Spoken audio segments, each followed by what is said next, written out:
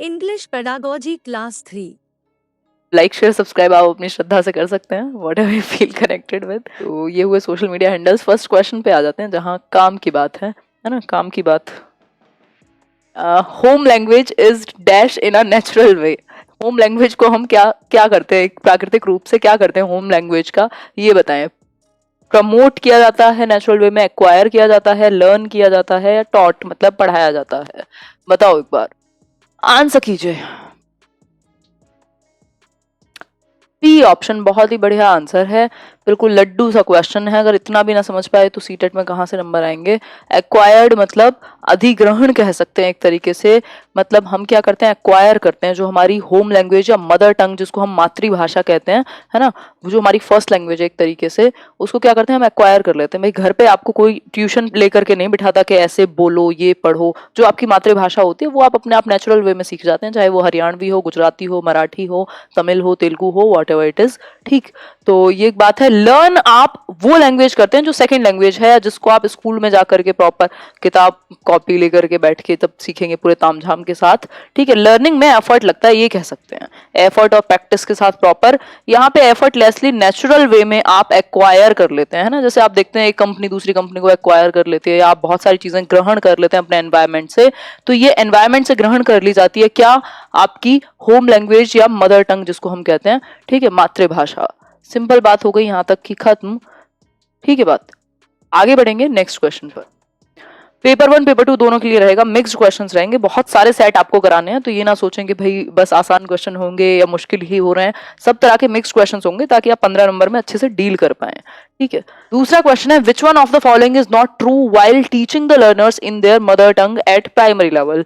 मतलब जब आप प्राथमिक स्तर पर 11 साल तक के बच्चे को जब आप क्या पढ़ा रहे हैं, एक कुछ कुछ काम करा रहे हैं आप, teaching the learners in their mother tongue, उनकी मातृभाषा में पढ़ा रहे हैं। भाई हमें ऐसा रिकमेंड करता है ना एनसीएफबी कि आप मदर टंग यानी कि मातृभाषा में इंस्ट्रक्शन दीजिए बच्चे को, यानी उसकी मदर टंग में पढ़ाइए जब वो स्कूल आए प्राइमरी लेवल पर एटलीस्ट। उसके पीछे क्या एक वजह नहीं है, या इनमें से कौन सी एक बात लीस्ट इंपॉर्टेंट रहेगी या नॉट ट्रू होगी, मतलब ट्रू नहीं होगी प्राइमरी लेवल पर मदर टंग में पढ़ाने के लिए। बताएं एक बार। फर्स्ट है, it helps children in learning a natural environment. भाई ये बच्चे को एक प्राकृतिक एनवायरनमेंट में सीखने के लिए मौका देती है, बात तो ठीक है। It develops self confidence in the child. बच्चे में सेल्फ कॉन्फिडेंस डेवलप होगा जब वो, कॉन्फिडेंस है क्या बेसिकली, कॉन्फिडेंस कह लीजिए या जो भी आप बोलते हैं। कॉन्फिडेंस क्या है आपका, क्या कहें, वर्ड में दिमाग से निकल गया। मतलब फैमिलियरिटी से आता है, जब आप फैमिलियर फील करते हैं ना किसी चीज से, मतलब जुड़ा हुआ फील करते हैं, कंफर्टेबल फील करते हैं कहीं ना कहीं प्रैक्टिस के थ्रू हो या किसी भी वजह से, तो बिल्कुल जिस चीज में वो पहले से क्या है नेचुरल वे में डेवलप होगा बच्चा मातृभाषा को लेकर, तो उसे उसमें जब सीखेगा तो कॉन्फिडेंट भी फील करेगा। फिर है, इट मेक्स लर्निंग ईजी। कह सकते हैं भाई उसके लिए तो आसान बन जाएगी लर्निंग जो है, क्योंकि उसकी भाषा के बिना हम सीख नहीं पा रहे ना, कई बार भाषा का अपना बहुत बड़ा रोल है सीखने में। ठीक है, तो इस हिसाब से जो ऑप्शन है वो डी ही बचा फिर हमारे पास। अब ऐसा थोड़ा ना कि 3 ऑप्शन नहीं है तो फोर्थ भी नहीं होगा, या फोर्थ भी जाकर के चेक करेंगे हम, है ना। तो it is helpful in the intellectual development of the child. बात ठीक है, जो मेन उद्देश्य है मातृभाषा में पढ़ाने का वो ये नहीं है कि इंटेलेक्चुअल डेवलपमेंट यानी उसके बौद्धिक विकास में सहायता होगी। बौद्धिक विकास में सहायता के लिए बहुत सारी एक्टिविटीज होती हैं, लैंग्वेज भी रोल प्ले करती है, बल्कि मल्टीपल जो लैंग्वेज हैं वो ज्यादा अच्छा रोल प्ले करती हैं। दो से ज्यादा भाषाएं बोलने वाले या सीखने वाले बच्चों का इंटेलेक्चुअल डेवलपमेंट ज्यादा बेहतर डेवलप होता है। तो ऐसा नहीं है कि सिर्फ मदर टंग में पढ़ाओगे तभी इंटेलेक्चुअल डेवलपमेंट होगा। इसलिए जो आपका आंसर है वो हो जाएगा क्या, आंसर हो जाएगा डी, क्योंकि यही है जो नॉट सो इंपॉर्टेंट है या लीस्ट इंपॉर्टेंट है in comparison to other option. Third question पर चलेंगे, communicative language teaching lays emphasis on. अगर आप सीटेट पेपर उठा करके देखेंगे तो आपको लगभग हर साल ये देखने को मिल जाएगा कि कम्युनिकेटिव लैंग्वेज टीचिंग पे क्वेश्चन लगभग हर साल रिपीटेडली पूछा जाता है। CLT कहते हैं इसको हम, किसमें, शॉर्ट फॉर्म में।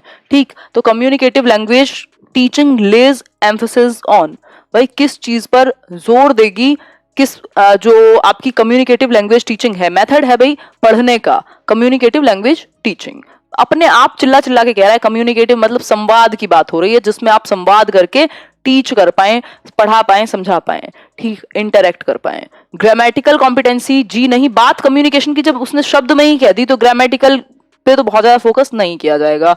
लैंग्वेज यूज समझ में आ रहा है, फॉर्म की बात, राइटिंग की बात, ये सब ग्रामेटिकल एस्पेक्ट की तरफ हमें लेके जा रहे हैं, लेकिन हमें बात करनी है कम्युनिकेशन के थ्रू क्या होगा, लैंग्वेज का जितना ज्यादा हम यूज करेंगे उतना बेहतर हम उसको सीख पाएंगे। तो कम्युनिकेटिव लैंग्वेज टीचिंग में एक ऐसा माहौल तैयार किया जाता है जहां बच्चे जो हैं वो अपनी बात को कह सके, उनको स्वतंत्रता हो और कम्युनिकेट कर पाए, ज्यादा से ज्यादा लैंग्वेज का यूज कर पाए, अगर मैं कहूँ इन शॉर्ट। ठीक है बात। तो अगर हम समझना चाहें तो कम्युनिकेटिव लैंग्वेज टीचिंग क्या है, लैंग्वेज के यूज पर बल देती है, एम्फेसाइज करती है। मान लीजिए क्लासरूम है, ये है शिक्षिका, ठीक, ये बच्चे बैठे हैं तो सब डिस्कस कर रहे हैं चीजें, लैंग्वेज का यूज होगा कहाँ, कम्युनिकेटिव लैंग्वेज टीचिंग में लैंग्वेज यूज होगा। ठीक है, भाषा का आप इस्तेमाल करते हैं CLT यानी कि कम्युनिकेटिव लैंग्वेज टीचिंग में। इतनी बात क्लियर हो गई होगी। फिर है नेक्स्ट एक point, Riya a teacher of class second is presenting language items in her instructions and the learners are doing exactly as she is telling them to do. What is she practicing? मतलब रिया क्या है, कक्षा 2 की शिक्षिका है, class second की क्या है, टीचर है, जो प्रेजेंट कर रही है कुछ लैंग्वेज के आइटम्स को, है ना, और बच्चों को इंस्ट्रक्शन दे रही है कुछ फिजिकल एक्शंस करते हुए, और बच्चे वही कर रहे हैं एग्जैक्टली जो टीचर ने कहा है उनको करने के लिए, है ना। जैसे बोलते हैं भाई ट्विंकल ट्विंकल लिटिल स्टार, या फिर वो कुछ भी बोले, कुछ भी जो भी वो इंस्ट्रक्ट कर रही है तो वो खुद भी एक्शन कर रही है साथ में। ठीक है, तो ये क्या एक बड़ा, जैसे हम नॉर्मल हिंदी में नहीं सुनते वो बहुत बड़ा सा, मतलब जो एक चांद वांद की भी एक कविता है, तो पूरे एक्शंस किए जा रहे हैं हाथ के थ्रू, वो खुद इंस्ट्रक्शन कर रही है और वो उसके करने के बाद बच्चे रिपीट कर रहे हैं वही एक्शन फिजिकली। तो टोटल फिजिकल रिस्पॉन्स कहा जाता है इसको, तो टोटल फिजिकल रिस्पॉन्स कहा जाता है इसको। मेथड है अपने आप में, ठीक है, टीचिंग का, कि आप प्रॉपर फिजिकल रिस्पॉन्स बच्चों का शामिल होगा। टीचर कई कई बार एक चीज को रिपीट करेगा, उसके पीछे बच्चे वही रिस्पॉन्स करेंगे फिजिकल एक्टिविटीज के थ्रू, उसी को रिपीट करेंगे। ठीक है, देखा भी होगा आपने बचपन में कहूँ या छोटी क्लासेस में तो स्पेशली पूरा पढ़ाया जाता है भाई मछली जल की रानी है ये वो, तो वो वैसे ही एक्शन रिपीट करते हैं पीछे। ठीक, आगे बढ़ेंगे नेक्स्ट मेथड पर। डायरेक्ट मेथड में होता क्या है कि जो आपकी टारगेट लैंग्वेज है, यानी आप इंग्लिश पढ़ा रहे हैं तो सिर्फ इंग्लिश का ही यूज करेंगे, दूसरी भाषा को आप ट्रांसलेट नहीं करते। ठीक है, ऑडियो लिंगुअल मेथड में भाई ऑडियो और लैंग्वेज पर जो पकड़ है ऑडियो के थ्रू उस पर फोकस किया जाएगा। कम्युनिकेटिव लैंग्वेज मेथड पर हमने अभी बात की लैंग्वेज का यूज करके। क्वेश्चन नंबर 5 है, while teaching language to learners a teacher should teach, मतलब कि जब आप लैंग्वेज पढ़ा रहे हैं, आप लैंग्वेज के क्या हैं, शिक्षक हैं, शिक्षिका हैं, फिजिकल एक्टिविटी भी कह सकते हैं, बिल्कुल, जो लैंग्वेज की क्या है, शिक्षिका हैं या शिक्षक हैं, तो आपको कैसे पढ़ाना चाहिए। ठीक है, अब इन 4 ऑप्शंस में से चूज करना है, नहीं तो हम तो थीसिस लिखाएंगे अपनी कि भाई ये भी कर लो वो भी कर लो, हमें तो ये भी बताया है पेडागोजी में, ये भी बताया है ना। तो 4 ऑप्शंस है, सिंपली बहुत ज्यादा दिमाग नहीं लगाना, इंटेलिजेंस लगानी है, या कहें तो कन्वर्जेंट थिंकिंग लगानी है आंसर चूज करने के लिए। बाय गिविंग इंस्ट्रक्शंस, मतलब कि आप इंस्ट्रक्ट करेंगे, या फिर थ्रू इमिटेशन आप अनुकरण करने को कहेंगे बच्चों को। फिर है आइसोलेशन में, मतलब अलग बिल्कुल एक एक बच्चों को आप अलग बिल्कुल आइसोलेट कर देंगे, साथ में नहीं कराएंगे कुछ भी एक्टिविटी। या फिर इन एन इंटीग्रेटेड मैनर, या फिर अगर हम बात करें तो लैंग्वेज के जो आइटम्स हैं या लैंग्वेज की जो स्किल्स हैं या भाषा में जो भी चीजें अंतर्निहित हैं उनको आप इंटीग्रेटेड मैनर में पढ़ाते हैं, अपनी सराउंडिंग्स से जोड़ करके या उनके एक्सपीरियंसेस से जोड़ करके, बच्चे की लाइफ से जोड़ करके। इन शॉर्ट अगर मैं कहूं, जैसे एनसीएफ भी कहता है कि भाई आप कनेक्ट करो लाइफ से लर्निंग को, स्कूल और घर के बीच में डिस्टेंस को कम करो, बच्चा वैसा ही फील करे स्कूल में जैसा वो घर पर करता है। तो इंटीग्रेटेड मैनर यानी एकीकृत वे में, एक साथ आपने क्या किया, अमेलगेमेट किया, या फिर इस तरीके से क्या किया, मिक्सड अप कर दिया कि जो एनवायरमेंट है उसको भी कनेक्ट कर रहे हैं, लाइफ को भी कनेक्ट कर रहे हैं, लैंग्वेज की जो स्किल्स हैं उन सबको आपस में आप इंटीग्रेट करके डिस्कस कर रहे हैं। ऐसा नहीं कि सिर्फ आपने निर्देश दे दिया कि अपने आप कर लो या नकल कर लो या सिर्फ आइसोलेशन में ले गए। तो आंसर हो जाएगा डी, बहुत ही सिंपल है। क्वेश्चन नंबर 6 है, an intonation may not be a dash tone. भाई इंटोनेशन क्या, कैसी टोन नहीं हो सकती, नॉट पूछ लिया हमसे, कैसी टोन नहीं हो सकती इंटोनेशन, बताएं एक बार कृपा करके। पहला है स्लाइडिंग, दूसरा है राइजिंग, फिर है फॉलिंग, देन लाउड। आंसर कीजिए फटाफट से। इंटोनेशन क्या है उस पर भी आएंगे, पहले आंसर करो एक बार। बहुत बढ़िया बहुत बढ़िया। Intonation may not be loud. ठीक, इंटोनेशन में हम जनरली 3 चीजों को फॉलो करते हैं, 3 प्रकार को फॉलो करते हैं। एक है राइजिंग, दूसरा है फॉलिंग, तीसरा होता है राइजिंग एंड फॉलिंग जिसको स्लाइडिंग कह सकते हैं। ठीक, अब इसमें एक चीज समझने वाली है, इंटोनेशन क्या है, आपकी जो पिच है ना, जो साउंड की आपकी पिच है जो आप बोलते हैं उसमें जो वेरिएशन है, ऊपर उतार चढ़ाव जो है, ठीक है, ये जो उतार और चढ़ाव बोलते हुए भी जो उतार चढ़ाव आया है ना, दैट इज इंटोनेशन। ठीक है, तो पिच का वेरिएशन, जो अंतर हमारा पिच में बोलते हुए आता है साउंड में, जिसकी वजह से शायद हम एक्सप्रेशन समझ पाते हैं, नहीं तो खाली वर्ड्स हो जाएंगे अगर उनमें उनकी जो टोन है या जो एक पिच है उसमें वेरिएशन नहीं होगा तो आपको पता नहीं लग पाएगा कि सामने वाला कन्वे क्या करना चाहता है। अब आपको कोई आई लव यू कहे और वो बहुत ही गुस्से में कहे तो मतलब वो ऐसा हो जाएगा कि मतलब ऐसा लगेगा सिर्फ वर्ड्स लिख दिए हों, ठीक है। या आई हेट यू कहे और बहुत ही मतलब ऐसे प्यार से कहे तो वो क्या कन्वे कुछ और करेगा। तो जो वो टोन है, वो जो पिच है, वो जो वेरिएशन है, कहाँ उतार चढ़ाव है आवाज में, वो मैटर करता है, ठीक। तो ये राइजिंग हो सकता है मतलब उठता हुआ, फॉलिंग हो सकता है, राइजिंग एंड फॉलिंग मतलब स्लाइडिंग हो सकता है। तो इसलिए आंसर जो होगा वो डी होगा। बहुत बढ़िया जस्मीन, ठीक है। अब इसको आगे बढ़ेंगे, ये देखो आगे बढ़ेंगे, होपफुली ये क्लियरली दिख पा रहा होगा। एग्जाम्पल ले लेते हैं राइजिंग एंड फॉलिंग जो आपका क्या है इंटोनेशन का, ठीक। इज दिस योर कैमरा, तो ये इज दिस जो था ये फॉलिंग इंटोनेशन हो गया। कैमरा पे आते ही आप राइज कर जाते हैं, ठीक है। तो इसके लिए आप इंग्लिश मूवीज देख सकते हैं, कोई गाना सुन सकते हैं, उसमें ज्यादा अच्छे से बेहतर तरीके से हम इंटोनेशन को बेहतर कर पाएंगे, है ना। दूसरा क्या है, would you like another coffee. अब वुड यू लाइक तक तो क्या था, फॉलिंग इंटोनेशन थी, अब क्या वो राइज हो गई कॉफी पे क्योंकि जोर है, would you like another coffee, तो उस तरीके से, ठीक। आगे बढ़ेंगे नेक्स्ट पॉइंट पर। नेक्स्ट है functional grammar stands for using और टीचिंग ग्रामर इन और थ्रू। मतलब कि फंक्शनल ग्रामर क्या है, कौन सा मेथड है, फंक्शनल ग्रामर में आप किस तरीके से पढ़ाते हैं ग्रामर को, ग्रामर पढ़ाने का जो फंक्शनल ग्रामर है वो कौन सा मेथड है, किस चीज को फॉलो करेगा। Explanation of literary content, context, isolation या पासिंग, बताइए एक बार। ए होगा, मतलब एक्सप्लेनेशन ऑफ लिटरेरी कंटेंट। नहीं सर, जब बात सिर्फ सूखे सूखे एक्सप्लेनेशन की करें ना तो मजा नहीं आता पेडागोजी में, ठीक है। बात कॉन्टेक्स्ट में होगी तो ठीक रहेगा। फंक्शनल ग्रामर क्या है, कॉन्टेक्चुअल ग्रामर है, यानी संदर्भ में, मतलब आप एक कॉन्टेक्स्ट से लाइफ से जोड़ करके, या मैं कहूं तो प्रैग्मेटिक, जो प्रैग्मेटिक्स है ना लैंग्वेज के, सोशली और प्रैग्मेटिकली आप कैसे यूज करेंगे, उसका प्रैक्टिकल यूज जो है उसको आप फोकस करते हैं फंक्शनल ग्रामर में।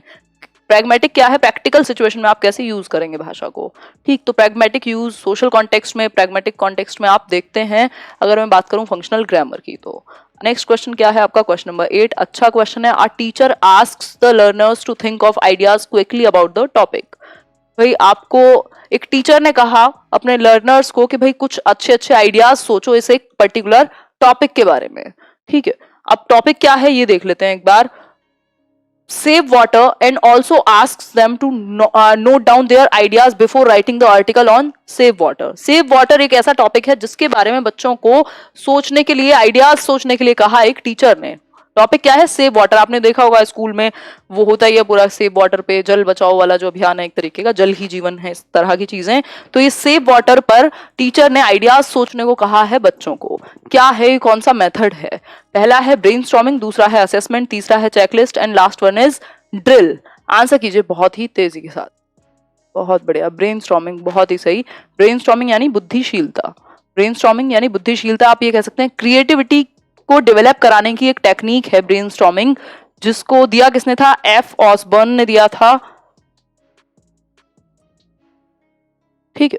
तो क्रिएटिविटी के डेवलपमेंट के लिए जब बच्चे ग्रुप में बैठेंगे, समूह में बैठेंगे और मान लो सेव वाटर पर अलग अलग आइडियाज सोचेंगे कि हम कैसे पानी को सेव कर सकते हैं, तो कुछ क्रिएटिव, कुछ नया निकल करके आएगा जिसे हम ब्रेनस्टॉर्मिंग यानी बुद्धिशीलता कह देते हैं। तो आंसर इसका ए है, सिंपल। ना कोई आकलन की बात हो रही है, ना कोई चेकलिस्ट है, ना कोई ड्रिल प्रैक्टिस जैसी कोई बात हुई है अभी तक। Which of the following is not a form of literature. ये क्वेश्चन लगभग हर पेपर में आपको देखने को मिलेगा सीटेट में, बस ऑप्शंस चेंज कर देगा। अभी इस बार भी आया हुआ था, 2019 में भी पूछा है इनमें से कौन सा एक फॉर्म नहीं है, लिटरेचर का फॉर्म नहीं है। नॉट पे जोर दीजिएगा, नहीं तो एक नंबर मजाक में चला जाएगा। ड्रिल होता है प्रैक्टिस, ऐसे बोलते नहीं स्कूल में, ऐसे 2 1 जा 2 2 2 जा 4 2 3 जा 6, वो बार बार रिपीट चल रहा है, ठीक। आएगा बाकी क्वेश्चंस में आएगा, ऐसा नहीं है अभी खत्म हो गए हैं। जो ऑप्शंस में छोड़ रहे हैं उसका मतलब क्वेश्चंस में आपको आगे देखने को मिलेंगे और तब उनका एक्सप्लेनेशन और अच्छे से करेंगे, ठीक। लिटरेचर की फॉर्म नहीं है, कौन सा एक लिटरेचर की फॉर्म नहीं है, फॉर्म ऑफ लिटरेचर। लिटरेचर में क्या होता है, ह्यूमन एक्सप्रेशन आता है, इमोशंस आते हैं, कहानियां आती हैं बहुत सारे वे में, मतलब ह्यूमंस क्या है अपने आप को एक्सप्रेस कर पाए, ठीक। तो डिक्शनरी में तो ऐसा नहीं होता, मैं और आप बचपन से जानते ही होंगे इस बात को, तो इंडियंस से बेहतर कौन जानता है, ठीक। हम मीनिंग देखते हैं बचपन से ही और बहुत सारी चीजें आजकल फोन में यूज करते हैं, ठीक है। तो डिक्शनरी क्या है, डिक्शनरी में शब्दार्थ होते हैं, शब्द और उनका अर्थ कुछ फीलिंग थोड़ा ना होती है, कुछ एक इमोशन थोड़ा ना होता है, कुछ एक स्टोरी थोड़ा ना होती है, कुछ एक एक्सप्रेशन थोड़ा ना होता है, ठीक। तो इसलिए इसको कंसिडर नहीं करते लिटरेचर की फॉर्म हम डिक्शनरी को। थिजोरस भी कई बार आपको दे देगा इसके ऑप्शन में, तब भी बात वही रहेगी, ठीक। वन एक्ट प्ले है जो एकांकी नहीं होती, जिसमें वन एक्ट प्ले, एक ही एक्ट का प्ले होगा, आपने बचपन में जरूर कहीं ना कहीं पढ़ा होगा। मेमोयर जो याद में लिखा जाए किसी की, ट्रैवलॉग जो यात्रा के बारे में एक विवरण हो, तो ये सब लिटरेचर की फॉर्म है। लेकिन डिक्शनरी जो है, थिजोरस जो है, वो लिटरेचर की फॉर्म नहीं है। बहुत बढ़िया सत्येंद्र सिंह जी, धन्यवाद। क्वेश्चन नंबर 10 है असेसमेंट इज, आकलन क्या है? आकलन क्या है? अब जो लोग सीडीपी पढ़ते हैं उन्हें समझ में आ रहा होगा कि चीजें काफी सारी हैं जो कॉमन होती हैं 15 नंबर में से, जो सीडीपी में भी आपको हेल्प मिलेंगी, ठीक है। बताओ एक बार, जजमेंटल होगा असेसमेंट, या फिर प्रोडक्ट ओरिएंटेड होगा, प्रोसेस ओरिएंटेड होगा, या both process and product oriented? Sonia बहुत ही बढ़िया, आंसर क्या है? Both process and product oriented. Process भी है और प्रोडक्ट भी है, यानी कि आउटकम भी है अपने आप में, और एक क्या है, वे भी है, रास्ता भी है, ये कह सकते हैं, प्रोसेस भी है। मतलब फॉर एग्जाम्पल अगर आप बहुत साफ तरीके से इसको समझना चाहते हैं, बहुत ही आराम से, तो हम असेसमेंट में भी प्रकार पढ़ते हैं, assessment of learning, for learning, as learning, in learning, है ना। तो उसमें है क्या भाई, असेसमेंट फॉर लर्निंग क्या, एक तरीके से प्रोसेस ओरिएंटेड है, प्रोसेस पे फोकस किया जाएगा। असेसमेंट ऑफ लर्निंग क्या है, प्रोडक्ट निकल के क्या आया, प्रोडक्ट का मतलब है रिजल्ट क्या आया, मार्क्स क्या आए। प्रोसेस है जो ऑनगोइंग है, जिसमें आप ऑब्जर्व करके सीख भी रहे हैं और बाद में आप इवेल्युएट भी कर रहे हैं, ठीक है बात। तो ये एक बात हुई।